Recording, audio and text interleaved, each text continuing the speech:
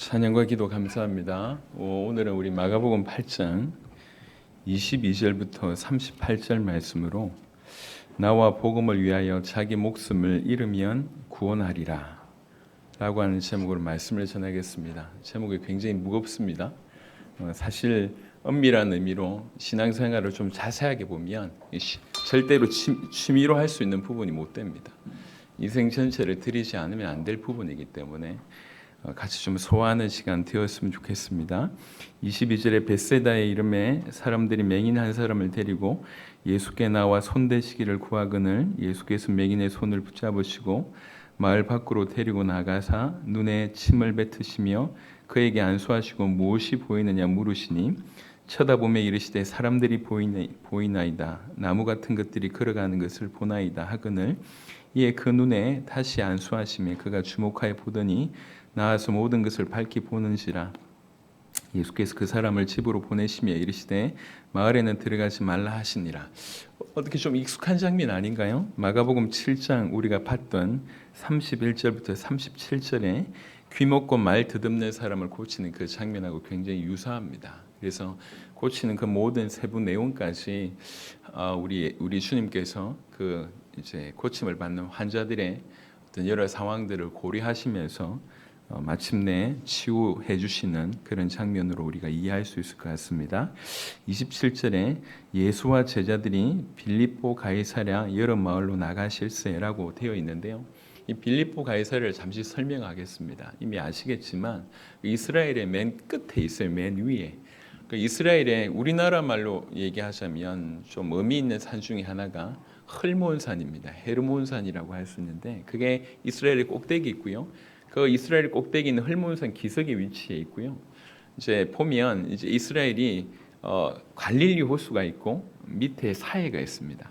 그리고 요 중간을 흐르는 것이 요단강입니다. 요단강. 우리 이제 천국 갈 때 자주 이제 표현하는 그 요단강이 중간에 있는데 요단강의 발원지가 가이사랴 빌립보입니다. 근데 원래 이름이 가이사랴 빌립보가 아니고 파니아스라고 하는 지역이었는데 가이사랴 빌립보가 된 것은 가이사가 로마 황제를 지칭하지 않습니까? 헤롯 대왕이 로마 황제 가이사 아구스토라고 하는 사람을 기념해서 그 빌립보 가이사랴에 큰 대리석 신전을 세워요. 그리고 나서 이 헤롯 대왕은 죽게 되죠. 그리고 헤롯 대왕의 아들 중에 한 명이 분봉왕 빌립이라고 하는 사람이 이제 그 지역을 통치하게 되면서 그걸 다시 그 도시를 재건합니다. 재건하면서 이름을 가이사랴 이렇게 붙인 거예요. 가이사랴. 그래서 가이사랴 빌립보 아니면 빌립보 가이사랴 이렇게 이제 불려집니다. 이 빌립보 가이사랴에 여러 마을로 나가실세 길에서 제자들에게 물어 이르시되 사람들이 나를 누구라고 하느냐 물어보십니다. 우리 굉장히 익숙한 본문이죠. 여러분 이전에는 이런 부분에 언급이 별로 없어요. 그냥 병 고쳐주시고 그냥 먹을 거 주시고 그냥 귀신 쫓아내시고 라고 하는 어떤 사람들의 필요에서 계속 도와주는 그런 위치에 있으시다가 어느 순간부터 이제 아주 중차대한 부분들을 질문하시는데 그 중에 하나가 사람들이 나를 누구라고 하느냐라고 하는 질문을 합니다. 그러니까 28절에 제자들이 여자와 이르되 세례 요한이라 하고 들어는 엘리야 들어는 선지자 중에 하나이다라고 되어 있습니다. 우리가 익히 알고 있는 그런 해석에서 약간 좀 벗어나서 성경이 뭐라고 얘기하고 있는지를 좀 봤으면 좋겠는데요. 왜 세례 요한이라고 하느냐? 우리 마가복음 6장을 보겠습니다. 마가복음 6장 14절입니다. 마가복음 6장 14절 이에 예수의 이름이 드러난지라 헤롯 왕이 듣고 이르되 이는 세례 요한이 죽은 자 가운데서 살아났도다. 그러므로 이런 능력이 그 속에서 일어나느니라 하고 되어 있습니다. 여기 세례 요한이 살아났다 이렇게 하면 뭐 되는데 뭐라고 얘기하고 있냐면 세례 요한이 죽은 자 가운데서 살아났도다. 그러므로 이런 능력이 그 속에서 일어나느니라. 이 능력이 왜 일어나냐면 죽었다가 살아났기 때문에 이런 능력이 나타난다는 거예요. 이게 이제 그 시대에 이해하고 있던 바가 뭐냐면 죽은 자가 다시 살아났을 때에 엄청난 능력이 그에게 주어진다. 죽었다가 다시 살아났다는 것은 하나님이 살리셨다는 것이니까 하나님께서 그에게 엄청난 능력을 주신다. 이런 어떤 뭐 소문이라고 해야 될지 속담이라고 해야 될지 뭐 흘러온 어떤 얘기라고 해야 될지 모르겠지만 이스라엘 사람들에게는 죽었다가 살아난 자에게는 엄청난 능력이 있다. 이게 이제 기본적으로 세팅이 되어 있는 겁니다. 그래서 이제 예수님께서 이 말은 무슨 말이냐면 지금 예수님이 능력이 없다. 예수님이 능력을 무시하는 얘기가 아니고 예수님의 능력을 인정하는 얘기예요. 너무 능력을 보이는데 왜 이런 능력을 보이지? 왜 이런 능력을 이분이 가지고 계시지? 아, 죽은 자가 살아난 그 세례 요한이기 때문에 이런 일이 가능하구나. 이렇게 지금 얘기를 하는 겁니다. 또 하나가 엘리야라고 얘기하고 있는데 우리 말라기 4장을 한번 보겠습니다. 말라기 4장 5절에 보면 마태복음 바로 앞에 있습니다. 보라 여호와의 크고 두려운 날이 이르기 전에 내가 선지자 엘리야를 너에게 보내리니라고 되어 있습니다. 약속에 엘리야를 보내겠다고 얘기하셨고 실제로 성경에는 이 엘리야가 오심이 바로 세례 요한이었다고 얘기를 하고 있습니다. 근데 이스라엘 백성들이 이야기로는 엘리야는 성천했잖아요. 죽지 않고.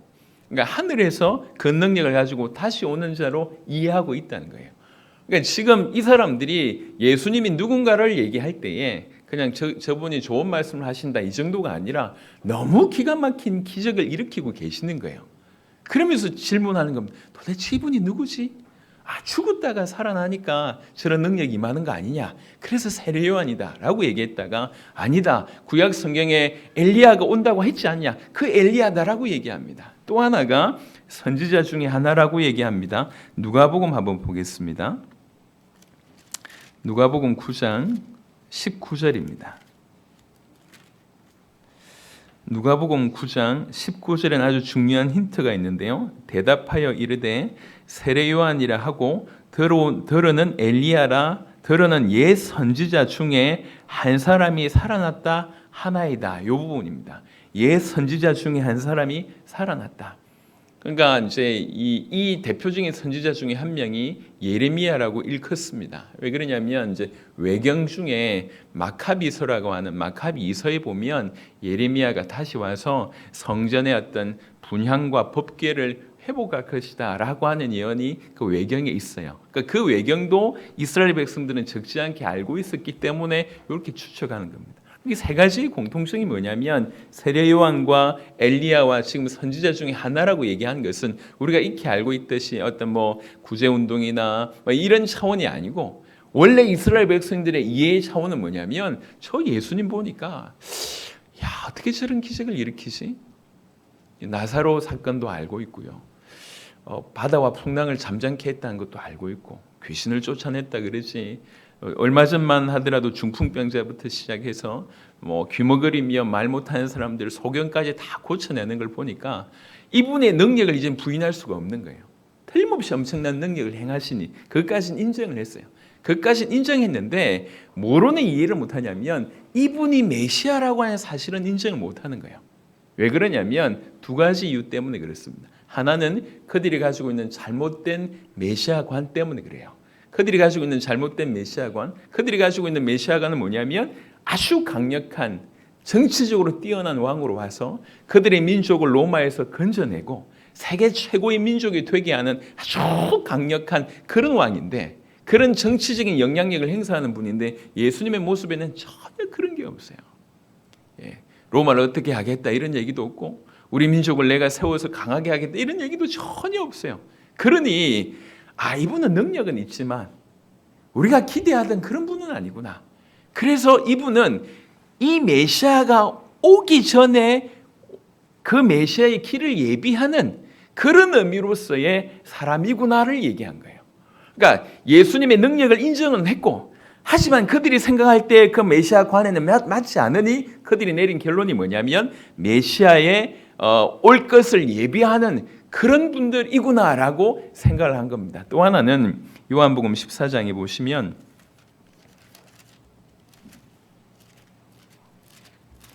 요한복음 14장 12장입니다. 요한복음 12장 42절에 보겠습니다. 요한복음 12장 42절에 그러나 관리 중에도 그를 믿는 자가 많되 바리새인들 때문에 드러나게 말하지 못하니 이는 출교를 당할까 두려워함이라. 요한복음 9장 22절 보겠습니다. 요한복음 9장 22절 그 부모가 이렇게 말한 것은 이미 유대인들이 누구든지 예수를 그리스도로 시인하는 자는 출교하기로 결의하였으므로 그들을 무서워함이라. 이제 예수님을 그리스도로 시인하면 출교를 당하는 실제적인 피해도 있는 거예요. 그러니까 잘못된 메시아관과 또 그 예수님을 그리스도라고 고백했을 때 출교당할 엄청난 위험이 있다 보니까 감히 어마어마한 능력을 받음에도 불구하고 예수님을 그리스도라고 시인하지 못하는 이 기가 막힌 상황에 놓인 겁니다. 자, 이 큰 틀을 보세요. 이 큰 틀 배경에 누가 있겠습니까? 이 큰 틀 배경에는 엄청난 흑암의 역사가 있는 것입니다.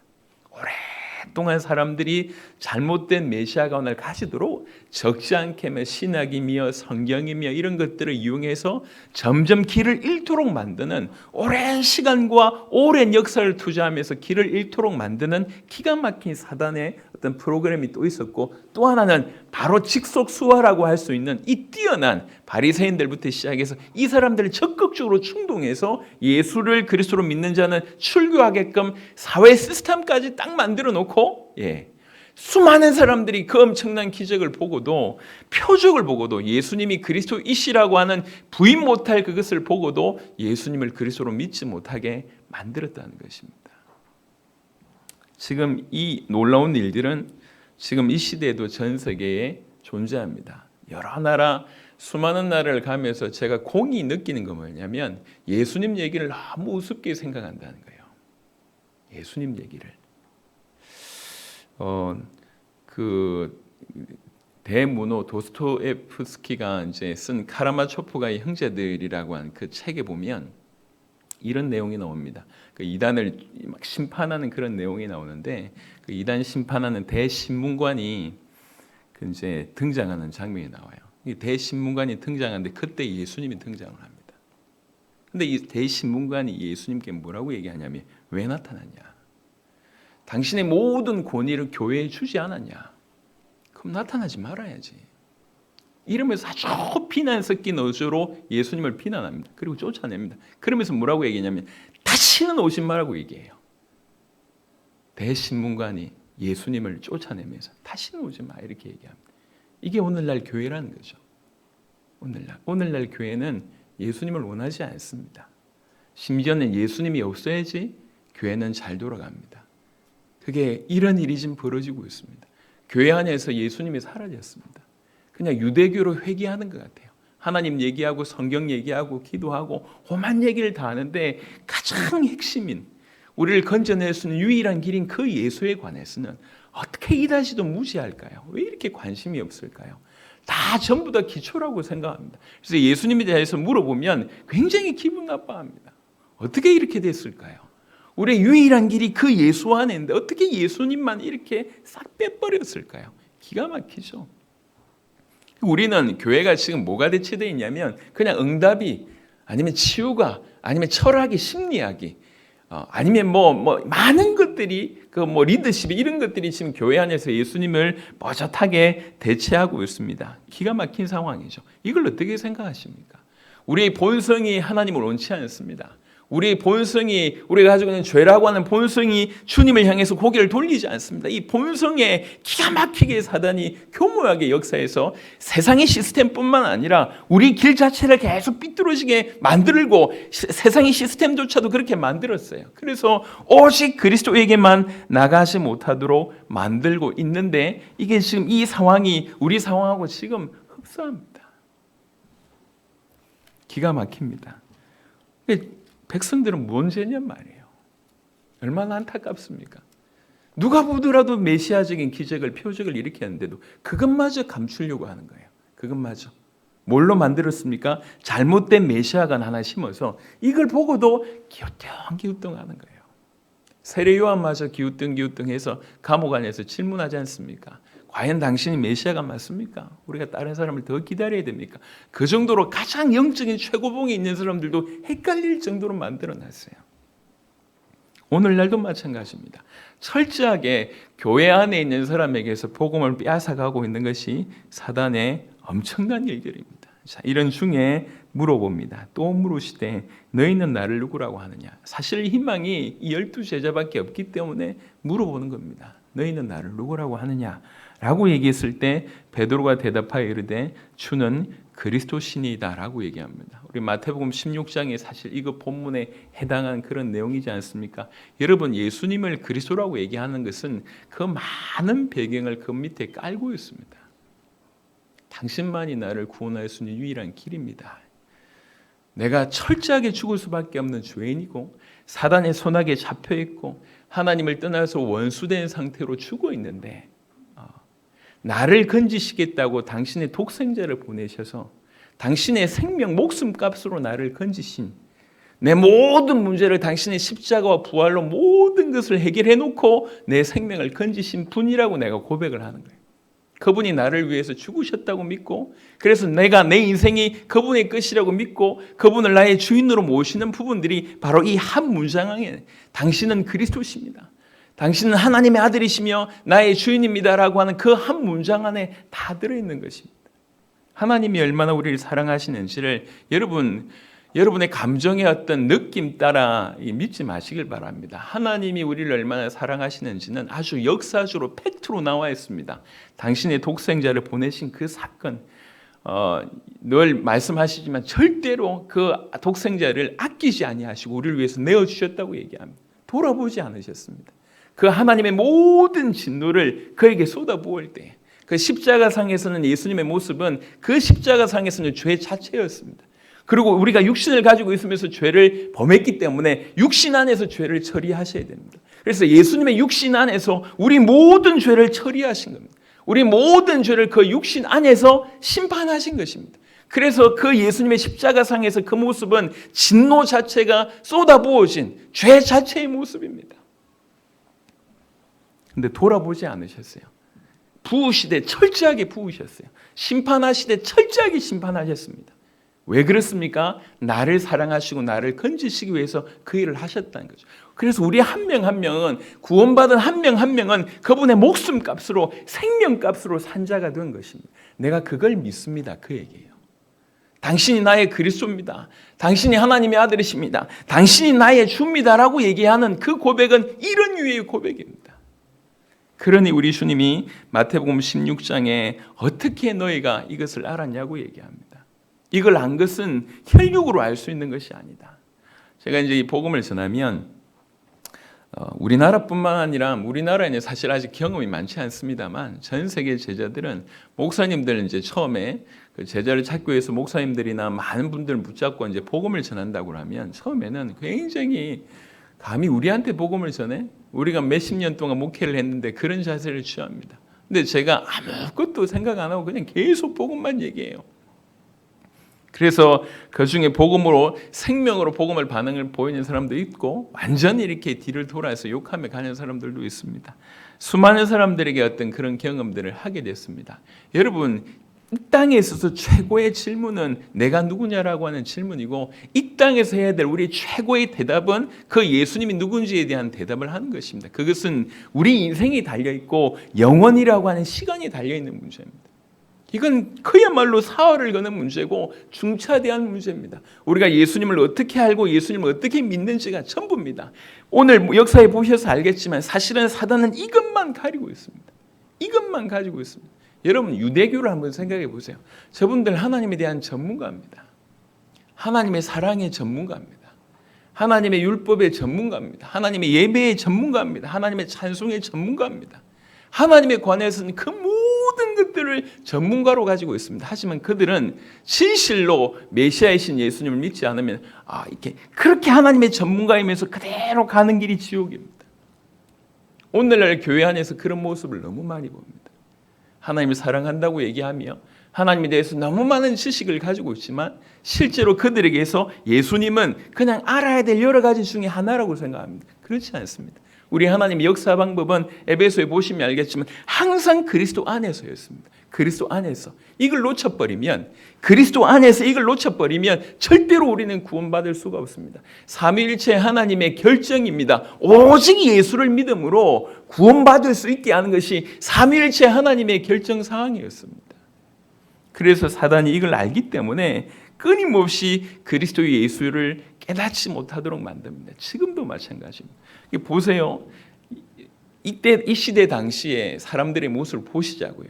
우리는 지금 그냥 글을 통해서 보지만 이들의 인생은요.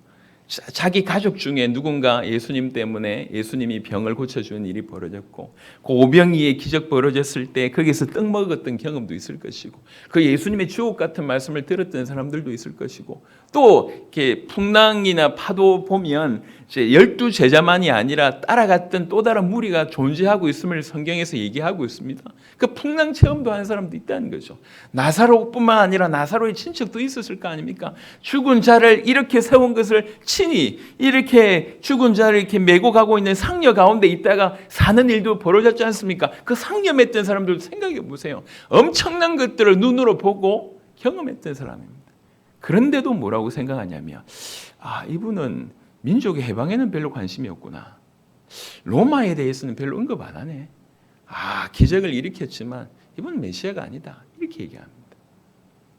이분은 그냥 메시아 오실 길을 준비하는 죽었다가 살아난 여러 선지자 중에 한 명일 뿐이다 라고 아주 기가 막히게 그런 결론을 도출케 만듭니다. 기가 막히죠. 오늘날도 마찬가지입니다. 오늘날도. 무식해서 못 알아듣는 게 아닙니다. 오히려 많은 것들을 알기 때문에 길을 잃어버렸을 수도 있다는 것입니다. 그래서 우리가 우리 입을 열어 예수님을 하나님의 아들 그리스도라고 고백할 수 있다는 것은 그야말로 최고의 복입니다. 우리가 정말 그 고백을 하고 이 자리에 앉아 있다고 하는 것은 특별히 하나님께서 여러분들을 영원전에 선택했다고 하는 것의 필연적인 결과가 확실합니다. 하나님이 우리를 사랑하시고 그 사랑이 우리에게 나타난 바 되어져서 우리가 지금 이 자리에 있는 것입니다. 이 고백의 가치를 깨닫는 저와 여러분 되었으면 좋겠습니다. 하지만 오늘의 얘기는 이 포인트가 아니에요. 고백이 최종이 아닙니다. 진실로 고백했는가에 대해서 이제 묻기를 시작합니다. 31절에 마가복음은요, 마가복음 8장 전과 8장 후로는 아닙니다. 전후로 나뉘는 가장 분기점에 8장 31절이 있습니다. 이전에는 병 고쳐주고 기적 일으켜주고 뭐 빵 주고 했던 어떤 그런 차원이라면 8장 31절부터는 전혀 새로운 전개가 시작됩니다. 인자가 많은 고난을 받고 장로들과 대제사장들과 서기관들에게 버림받아 죽임을 당하고 사흘 만에 살아나야 할 것을 비로소 그들에게 가르치시되 이런 일이 있을 것이다 라고 그냥 단순히 얘기한 것이 아니라 이런 일이 있을 것이다 라고 아주 비로소 정확하게 나타내셨습니다. 드러내놓고 이 말씀을 하셨다고 성경은 얘기하고 있습니다. 숨기지 않고 그런 고백을 한 자에게 이제 이 말을 해도 되겠다. 이게 베드로의 고백뿐만 아니라 12제자의 고백이라고 인정하고 이제 알아듣겠거늘 라고 얘기하면서 이 얘기를 한 것입니다. 예언 차원이 아닙니다. 오히려 어떻게 보면 진짜로 믿는 자는 어떻게 살아야 될지에 대한 얘기입니다. 자, 이때에 베드로의 모습을 보면 베드로가 예수를 붙들고 항변하매라고 되어 있습니다. 항변하매. 이전 성경에는 간하매라고 하는 성경인데 원어를 보면 어떤 의미냐면 굉장히 따졌고 그냥 싸울 듯이 덤벼들었다는 거예요. 꾸짖었다 그 말이. 무슨 말이냐 지금? 아니 예수님이 그렇게 하면 안 되지 않습니까? 그런 일은 절대로 있을 수 없습니다. 절대로 있으면 안 됩니다. 이 얘기예요. 베드로 입장에서는 자기 스승이 죽는다고 하니까 인간적인 얘기예요. 무슨 얘기냐? 왜 죽냐? 죽으면 안 되지 않냐? 왜 이런 일이 있어야 됩니까? 라고 얘기해서 예수님을 한편으로 너무 사랑하기 때문에 그런 마음이고 또 한편은 뭐냐면 베드로 입장에서 생각을 해보세요. 지금 베드로는 직업 다 버리고 어떤 의미에서 가족들 다 버리고 인생 다 이렇게 올인하면서 지금까지 쫓아왔잖아요. 3년 이상. 오직 바라는 건 이분밖에 없는데 이분이 돌아가신다고 하니까 자기 인생 전체를 드렸는데 이제 숲으로 돌아갈 거 아닙니까? 이게 이분 자체가 없어지는 것도 너무 슬픈 일이지만 자기 인생의 의미도 사라지는 거예요. 그래서 막 대놓고 얘기하는 무슨 소리 하십니까 예수님? 지금 와서 그런 소리 하면 안 되죠. 우리 나라를 회복시키고 이 성경이 약속하신 대로 그런 강력한 일을 이루셔야 될 거 아닙니까? 무슨 죽는다는 소리 하십니까? 그러니까 항변하매라고 얘기할 때는 그냥 단순한 게 아닙니다. 굉장히 성경은 이렇게 원어로는 어떤 표현까지 썼냐면 예수님을 꾸짖었다 이렇게 표현을 쓰십니다. 무슨 소리 하십니까 그게? 말도 안 되는 소리 하십니까 지금? 계속 얘기한 거예요. 아니 어떻게 예수님 죽는다는 소리를 그렇게 함부로 하십니까? 그럼 안 됩니다. 예수님 죽을 수 없습니다. 예수님 쫓아다니 우리는 뭔데요? 이렇게 되는 거예요 지금. 이해되시죠? 이게 나쁜 의도가 아니에요. 자기 생각이 아니라 한편으로는 서성을 너무 사랑하고 한편으로는 자기 인생에 많은 것들이 녹아져 있습니다. 그러면서 무슨 소리냐 이렇게 따졌어요. 그런데 그 말에 보통 같으면 이제 감동이 됐을 만한데 그 말에 33절에 예수께서 돌이키사 제자들을 보시며 베드로를 꾸짖어 이르시되 무슨 말입니까? 지금 베드로뿐만 아니라 제자들을 함께 묶어서 하는 얘기예요. 사탄아 물러가라.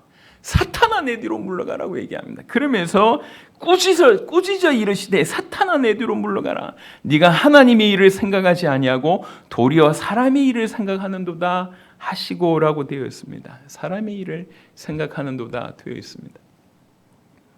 여러분, 베드로는 고백해 놓고 항변합니다. 왜 항변합니까? 우리 길은 십자가를 져야 된다라고 얘기하니까 그것에 항변하는 거예요. 십자가는 아니지 않나요? 이렇게 얘기하는 거예요. 아니 이렇게 열심히 쫓아다녔으면 응답이나 축복을 줘야지. 무슨 십자가를 집니까? 그 얘기예요. 주는 그리스도시요 살아계신 하나님의 아들이십니다라고 실컷 고백해놓고 지금 뭐합니까? 십자가 안 됩니다. 이 얘기예요. 무슨 십자가를 집니까? 그건 안 됩니다. 이 얘기예요. 기가 막히죠? 근데 이게 베드로의 모습인가요? 오늘날 우리의 모습입니다. 엄청난 고백을 해놓고 우리는 사실 뭘 기대하고 있냐면 주님이 우리를 알아봐 주시겠지. 나를 축복해 주시겠지. 응답해 주시겠지. 이 문제 해결해 주시겠지. 요거 기대하고 있습니다. 근데 예수님 뭐라고 얘기하냐면 너 믿어? 그럼 십자가 져야 돼. 이렇게 얘기하는 거예요. 나는 십자가를 지고 너도 져야 돼. 그 얘기를 하는 겁니다. 그러니까 뭐라고 얘기합니까? 확 일어나는 거예요. 그 안에 있는 더러운 것들이 확 일어나는 거예요. 좋은 감정이라고 생각하고 좋은 동정심이라고 생각하는데 철저하게 하나님하고 전혀 상관없는 자기 생각으로 들고 일어납니다. 이 차이를 보세요. 고백해 놓고 항변합니다. 이게 이 말씀을 묵상하고 정리하는데 기가 막힌 노릇이죠. 어떻게 이렇게 이런 일이 벌어지냐. 여러분 왜 이토록 예수님께서 화가 나셨을까요? 네가 사람의 일을 생각하고 하나님의 일을 생각하지 않는다. 왜 이렇게 화가 나셨을까요? 여러분 잘 생각해 보세요. 만약 이 일의 결론이라고 얘기하면 어떤 일이 벌어집니까? 지금 그리스도로 살지 못하도록 지금 방해하고 있는 것입니다. 그리스도가 십자가를 지셔야지 우리 인생을 구원할 수 있는데 그 어마어마한 인류 구원의 길을 막고 있는 것입니다. 영혼들을 살릴 수 있는 유일한 길이 바로 그 길인데 인간의 알량한 생각 때문에 그 엄청난 것들을 지금 막아내고 있는 것입니다. 여러분 꾸짖으셨다 이 말은 하나님이 얼마나 예수님이 얼마나 싫어했는지에 대한 표현입니다. 하나님의 일을 생각하지 아니하고 사람의 일을 생각하는 것을 얼마나 싫어하는지에 대한 표현입니다. 근데 사실은 우리는 이것에 너무 익숙해 있습니다. 얼마나 그가 싫어하시는지는 별 관심이 없어요. 너무너무 익숙해 있습니다. 하지만 우리의 익숙함과는 상관없이 우리 주님은 이것을 너무너무 싫어하십니다. 그것은 그리스도로 살지 못하게 하는 결과고 인류 구속을 성취하지 못하게 하는 결과고 이 구원의 위대한 사건을 기각시키는 결과입니다. 오늘 좀 진지하게 생각을 해봐야 됩니다. 여러분 지금 사도 베드로는 베드로가 인생을 안 드린 겁니까? 인생을 드렸어요. 인생을 드리고 있는 사람이에요. 인생을 드렸습니다. 어떤 의미로는 목숨을 드리고 있는 사람이에요. 그런 사람이 지금 이 얘기했는데 그걸 돌아보면서 예수님께서 그걸 가지고 사탄이라고 꾸짖으시면서 네가 하나님의 일을 생각하지 않고 인간의 사람의 일을 생각하는도다라고 꾸짖었습니다. 그러면서 좀 구체적으로 이런 배경 가운데 나오는 것이 34절입니다. 너무 유명한 구절이죠. 무리와 제자들을 불러 이르시되 누구든지 나를 따라오려거든. 실제로 따라오고 있지 않습니까? 근데 따라오고 있는데 뭔가 지금 놓치고 따라오고 있다는 거예요. 이해되십니까? 3년이라 열심히 쫓아오고 있는데 열심히 적어도 그 시대에 있어서는 최고의 신자들이잖아요. 적어도 그때 당시에 있어서 예수님의 12제자는 최고입니다. 최고의 경지에 이르는 사람이에요. 누구도 예수님을 그렇게 쫓았던 사람이 없어요. 근데 그렇게 생명 걸고 쫓아왔던 그들을 향해서 하는 얘기입니다. 누구든지 나를 따라오려거든. 뭔가 따라오는데 뭔가 실패한 거예요. 몸뚱아리 따라가는데 뭔가 중요한 건 놓친 겁니다. 그러면서 하는 얘기입니다. 누구든지 나를 따라오려거든. 그 조건이 자기를 부인하고, 요 얘기예요. 자기를 부인하고. 자기를 부정한다는 얘기입니다. 자기 뜻을 꺾는다는 얘기입니다. 하나님의 뜻에 순종한다는 얘기입니다. 자기 생각을 고집하지 않는다는 얘기입니다. 내가 죽었다는 얘기입니다. 자기를 부인하고 내가 죽고 내 모든 소유권, 내 모든 결정권은 그에게 있다는 것입니다. 그것에 대한 인정입니다. 우리가 가지고 있는 많은 부분들이 있지만 이기적인 욕심이나 내 자존심이나 내 자랑이나 또 반대로 섭섭한 마음이나 미움이나 우리 주장이나 이 모든 것들을 싹둑 자르는 거예요. 부인하는 겁니다. 하나님의 뜻이야? 오케이. 자, 이게 자기 부인이에요. 아무런 생각에도 이게 맞는 것 같은데 하나님의 뜻이 아니야. 그러면 내려놓는 것입니다. 추정하지 않고. 여러분 마가복음 14장을 한번 보겠습니다.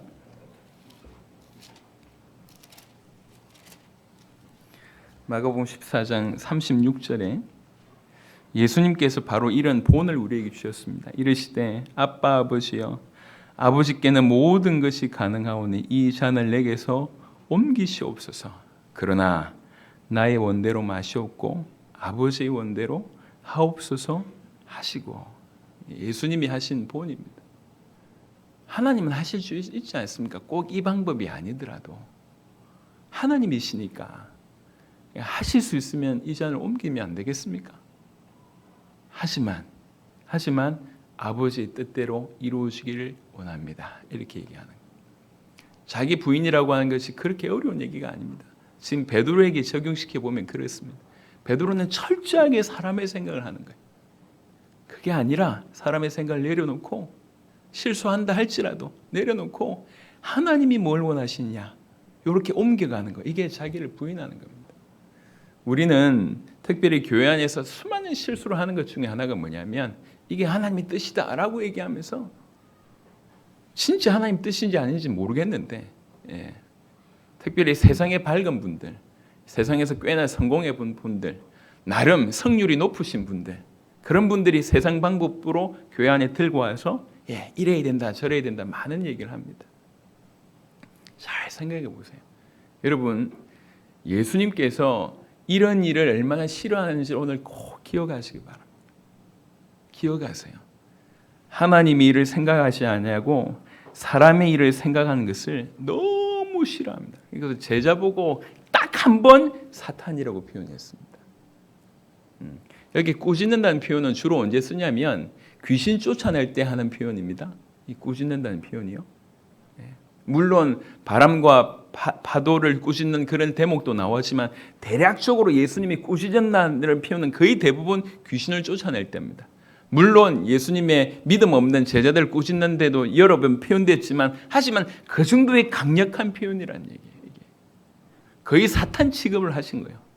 자기를 사랑해서 죽으면 안 됩니다 라고 너무 충성스러운 말을 하는 그 사람에게 이렇게 얘기해요. 그만큼 싫어하시는 게 뭐냐?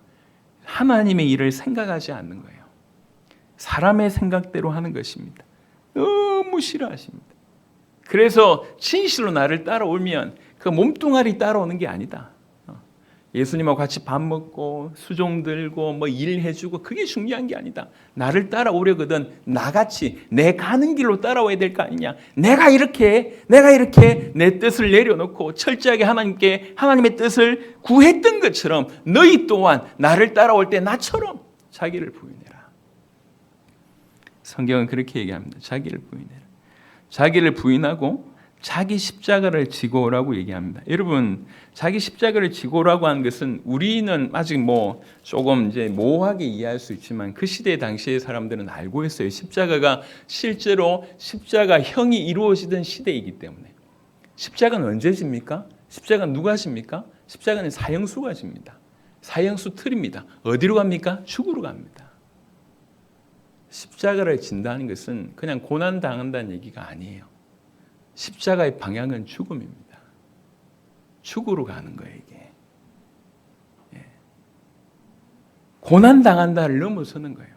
여러분, 우리는 가끔씩 이 땅에서 영광을 추구합니다. 내가 이렇게 열심히 하면 알아주시겠지. 나를 들어 쓰시겠지. 유명해지게 하시겠지. 어떤 많은 사람들은 예수 잘 믿었더니 부자가 되고 그것을 증거라고 생각합니다. 물론 증거일 수 있습니다. 하지만 그렇지 않을 수도 있습니다. 우리는 세상적으로 생각합니다. 내가 이렇게 열심히 주를 위해서 고난 당하면, 열심히 주를 위해서 십자가 지면 언젠가 알아주시고 언젠가 대박을 주시겠지, 이렇게 생각합니다. 십자가의 끝은 죽음입니다. 그거 알고 지고 가는 거예요. 죽으로 지고 가는 겁니다. 누구든지 나를 따라오려거든 자기 십자가를 지고, 자기 십자가를. 그냥 고난 당한다, 그냥 힘들다, 그냥 어렵다 이런 얘기가 아니에요. 그걸 넘어서는 겁니다. 다 알아요. 예수님의 제자들은 이미 알고 있는 상황이에요. 십자가를 진다는 게 무슨 말인지. 그냥 힘들다 이 얘기가 아닙니다. 왜 십자가를 집니까? 십자가는 사형수가 집니다. 왜 집니까? 죽으로 가는 길이 그게 십자가 지는 길이에요. 십자가 지고 죽으로 가는 거예요. 그게 십자가의 방향성입니다. 그게 우리에게 허락하신 방향입니다. 우리에게 허락하신. 그래서 이게 이렇게 사는 것이 우리의 삶입니다. 이게 우리의 사명이에요. 사명. 주를 위해서 십자가 지고 주와 함께 주님이 죽으시러 가신 그 길을 쫓아가는 겁니다. 여러분, 정말 구원받은 자는요, 이 십자가 지고 죽으러 가는 것이 참된 삶이 사명이 되는 것이고 참된 삶이 되고 그것이 행복입니다. 구원받은 자가 사명을 잃어버렸다. 편안은 있을지 모르겠지만 평안은 없습니다. 행복은 없습니다. 사명 잃은 사명자, 그럼 소금기 잃은 그런 소금하고 똑같은 수준이죠. 암만 돈이 많고 능력이 많고 많은 일을 한다 할지라도 사명 잃은 인생 불행합니다. 방향 잃은 인생 불행합니다. 내가 십자가 지고 죽으러 감에도 불구하고 사명자는 그 안에서 기쁨으로 십자가를 집니다. 여러분, 어떻게 이룰 수가 있죠? 이룰 수 있는 유일한 길은 예수님이 어떤 분인지 발견되어질 때 이게 가능합니다. 이거는 이론으로 될 수가 없어요. 수많은 사람들이 예수 믿는 것을 두 번째로 생각합니다. 옵션으로 생각합니다. 취미로 생각하거나 아니면 자기에게 도움 줄 어떤 상당히 영향력 있는 그 정도로 생각합니다. 여러분, 신앙생활은 두 번째일 수 없습니다. 오직 사활을 거는 유일한 문제입니다. 예수님이 나를 위해서 무슨 일을 하셨냐?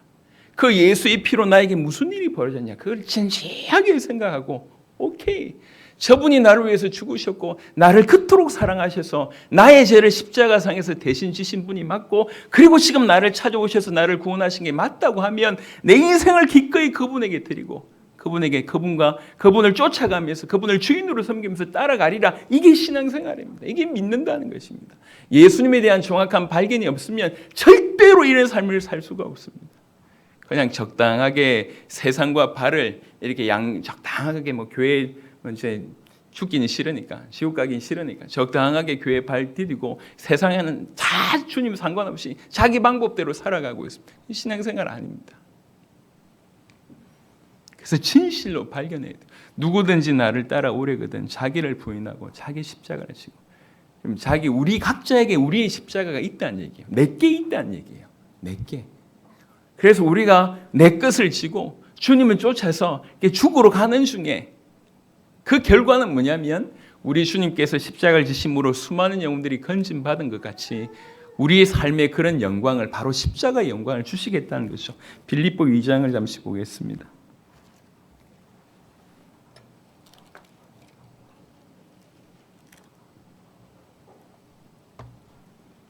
빌립보 2장 6절부터 8절에 보면, 그는 근본 하나님의 본체시나 하나님과 동등됨을 취할 것으로 여기지 아니하시고 오히려 자기를 비워 종의 형체를 가지사 사람들과 같이 되셨고 8절에 사람의 모양으로 나타나사 자기를 낮추시고 죽기까지 복종하셨으니 곧 십자가에 죽으심이라. 예수님은 이런 삶을 사셨습니다. 9절부터 11절이 이름으로 하나님이 그를 지극히 높여 모든 이름 위에 뛰어난 이름을 주사 하늘에 있는 자들과 땅에 있는 자들과 땅 아래에 있는 자들로 모든 무릎을 예수 이름에 꿇게 하시고 모든 입으로 예수 그리스도를 주라 시인하여 하나님 아버지께 영광을 돌리게 하셨느니라. 이 엄청난 영광을 우리 주님께 허락하셨습니다.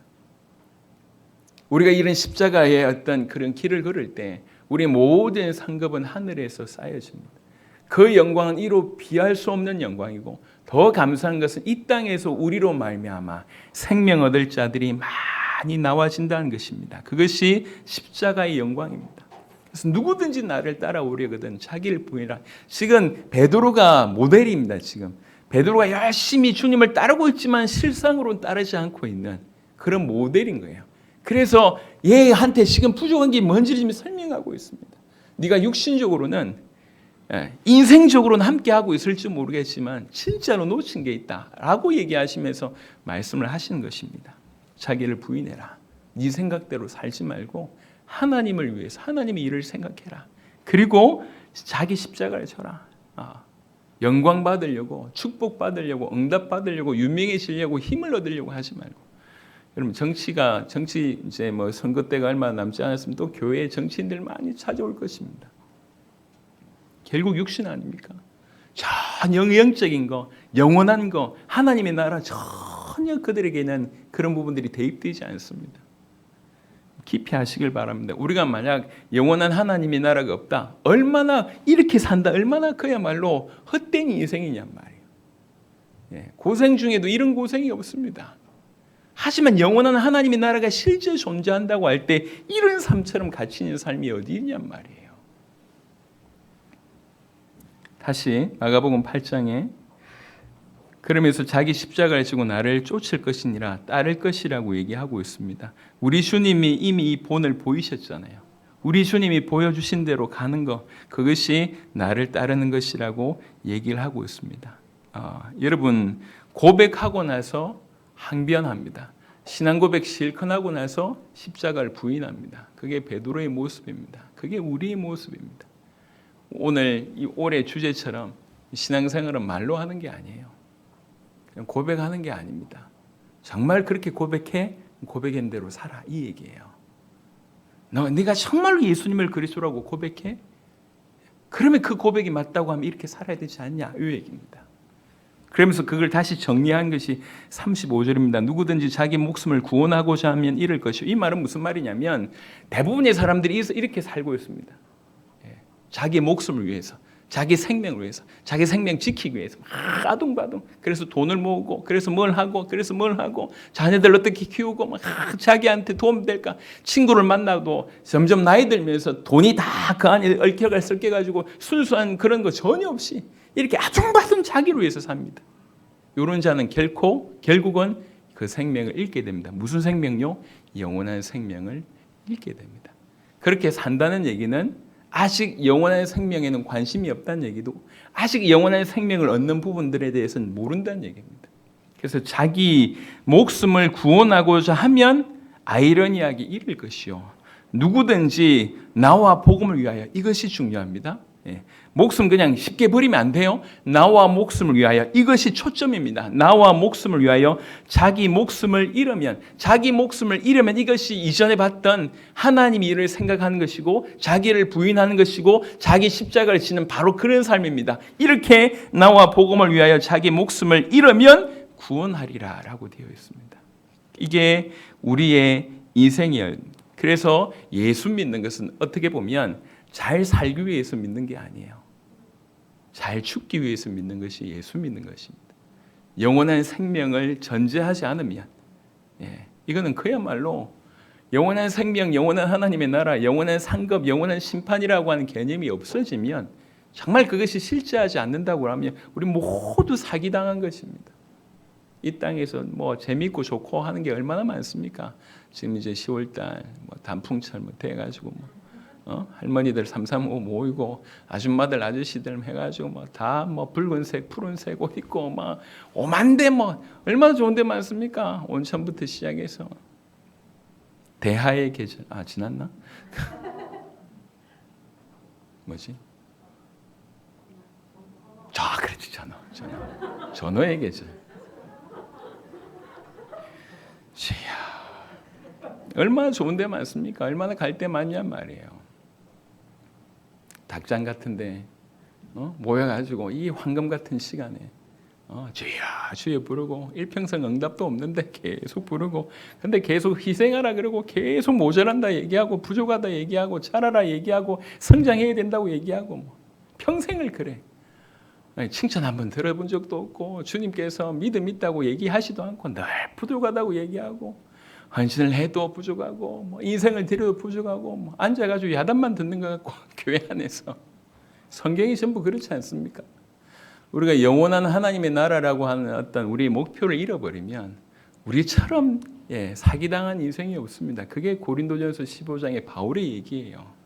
만약 부활이 없다면, 그날에 다시 삶이 없다면 우리같이 이 헛된 인생이 어디 있냐는 거죠. 하지만 말을 바꿔서 진실로 우리가 종국에 부활하게 되고 영원한 하나님의 나라라고 하는 천국과 지옥이라는 그 엄청난, 그리고 그 하나님의 나라에서 영원한 상급을 받는다고 하는 것이, 그것이 정말로 진리라고 하면 우리는 이걸 믿기 때문에 우리 인생을 드리는데, 이게 아니라고 하면, 그리고 정말 이것이 또 맞다고 하면 어찌하겠냔 말이에요. 36절부터 38절에 사람이 만일 온 천하를 얻고도 자기 목숨을 잃으면 무엇이 유익하리요? 사람이 무엇을 주고 자기 목숨과 바꾸겠느냐? 38절 중요합니다. 누구든지 이 음란하고 죄 많은 세대에서, 우리 시대와 똑같지 않습니까? 이 음란하고 죄 많은 세대에서 나와 내 말을 부끄러워하면 인자도 아버지의 영광으로 거룩한 천사들과 함께 올 때 언제입니까? 마지막 때입니다. 언제입니까? 심판 때입니다. 그때에 그 사람을 부끄러워하리라, 이렇게 되어 있습니다. 기가 막힌 말이죠. 영원한 하나님의 나라, 영원한 심판을 가져다 대면서 우리 주님이 하신 말씀입니다. 그만큼 중차대한 얘기예요. 너희가 이 죄 많고 엄난한 세대에서 나를 부끄러워해? 내 말을 부끄러워해? 오케이. 내가 그날에 너를 부끄러워하겠다, 이렇게 얘기합니다. 누구든지 나를 따라오려거든 자기를 부인하고. 사실 교회 안에 수많은 문제들은 딴 게 아닙니다. 바로 이것에 대한 실패에서 기인되는 것입니다. 진정한 그리스도인의 최고의 특징이 뭐냐? 자기를 부인하는 삶이에요. 김용희 선교사님하고 잠시 대화를 하는데 그 안에 로테이션이 많더라고요. 이렇게 350명이 지금 종신 선교사로 계신데 막 옮겨 다녀요. 이렇게 2년마다 옮겨 다니고 막 그래요. 아니 그래서 왜 그리 하십니까? 라고 얘기하니까 그 가지고 있는 재능마저 죽이려고 한대요. 재능이 있으면 그거 가지고 살려고 하니까. 그래서 피아노 잘 치는 사람은 절대로 피아노 잘 치는 곳에 안 보낸대요. 철저하게 섞어버린대요. 도무지 할 수 없는 곳에 보낸대요. 도무지 할 수 없는.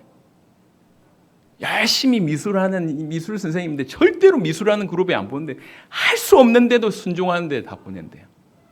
이야, 제가 느낀 게 있습니다. 참 은혜롭다. 또 두 번째, 나는 못하겠다, 이런 생각이 그 목사님과 대화하면서 들었어요. 그 밑에 있는 분들이요, 그렇게 살아요. 그렇게 이런 간증을 하시더라고요. 김용희 선교사님께서.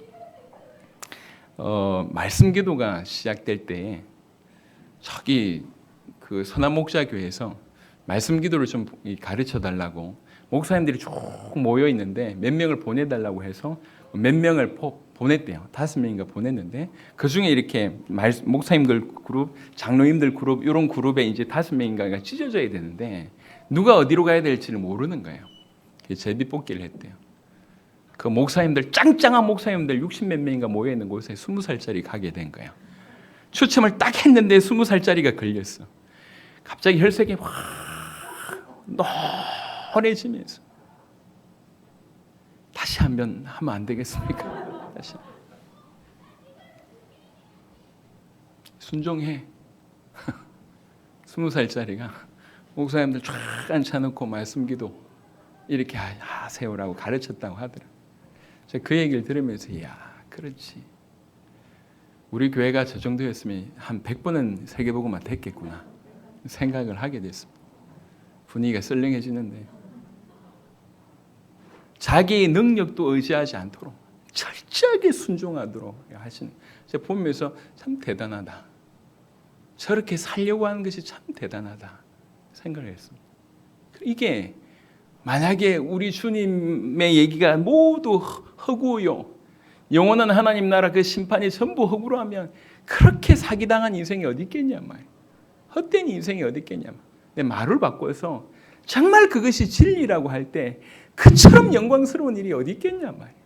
모든 철저하게 자기를 죽이면서 오직 주님만 드러내고 뻔히 죽을 줄 알면서도 자기 십자가 지고 자기 죽을 곳을 향해서 가고 있는, 철저하게 주님만 높이고 주님만 쫓는 것처럼 그렇게 영광스러운 일이 어디 있습니까?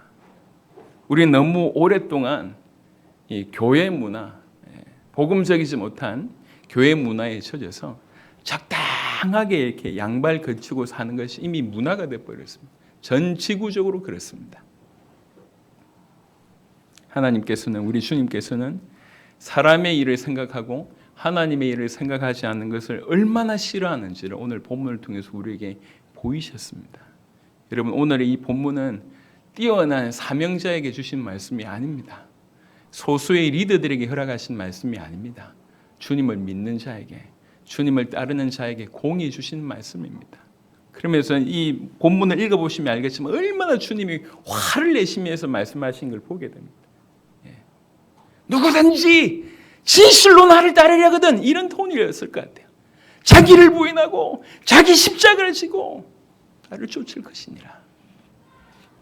정말 자기 목숨을 구원하고자 하냐? 그러려고 하면 나와 복음을 위하여 자기 목숨을 잃으면 구원하리라 말씀하십니다.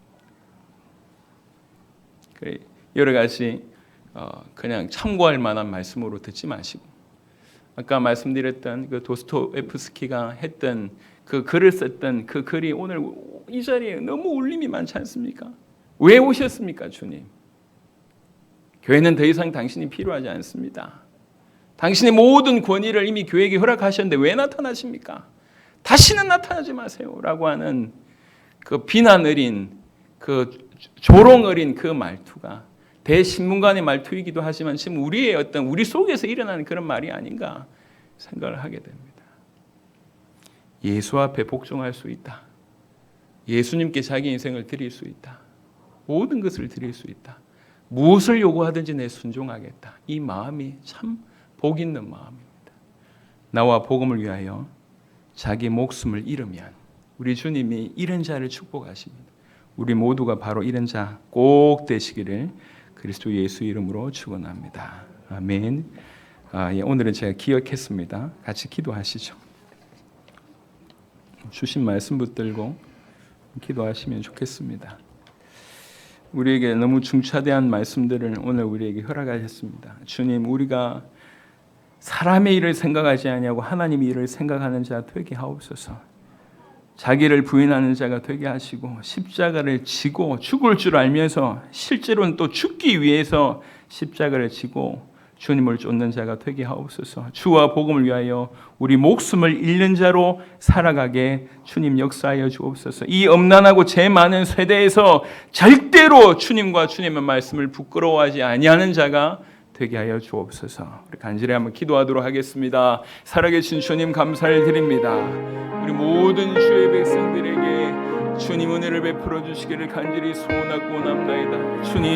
주님의 하신 말씀이 우리 가운데 이해되어지게 하시며 깨달아질 수 있도록 하나님 역사해 주시기를 간절히 소원하고 원합나이다. 아버지 하나님, 오늘 주신 말씀대로 정말로 주와 복음을 위하여 우리 목숨을 잃는 자로 살 수 있도록 하나님 역사하여 주시기를 기도합니다. 그만큼 그리스도이신 예수님이 크 보이게 하여 주시며 우리를 위하여 당신의 목숨값을 허락하신 아버지의 십자가상에서 당신의 생명을 드리신 것들을 크게 볼 줄 알고 아버지 하나님 선명하게 볼 줄 알도록 하나님 역사하여 주시기를 기도합니다. 주님이여, 오직 그 그리스도이신 예수님을 바라봄으로 말미암아 아버지 하나님 그분의 은혜가 우리에게 허락하신 베푸신 은혜가 너무나 크기 때문에 우리 인생을 아낌없이 그분에게 드릴 수밖에 없음을 고백하며 그리 살아갈 수 있도록 하나님 역사해 주시기를 기도합니다.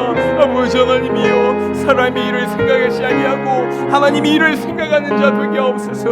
우리 자신을 부인하게 하여 주시옵소서. 내 자신을 내려놓게 하여 주시옵소서. 자기의 십자가를 지는 자가 되게 하시며 주님을 따라가는 자 되게 하소서. 오늘 모인 주님을 향하여 아버지 그렇게 살아갈 수 있도록 하나님 역사해 주시기를 기도합니다. 주와 복음을 위하여 늘 살게 하소서. 주와 복음을 위하여 늘 살 때 우리 목숨을 주와 복음을 위해서 잃는 자가 될 수 있도록 주님 역사해 주시기를 기도합니다. 이 엄난하고 죄 많은 세대에서 주님과 주님의 말씀을 부끄러워하지 아니하도록 오 주님 역사해 주시기를 기도합니다.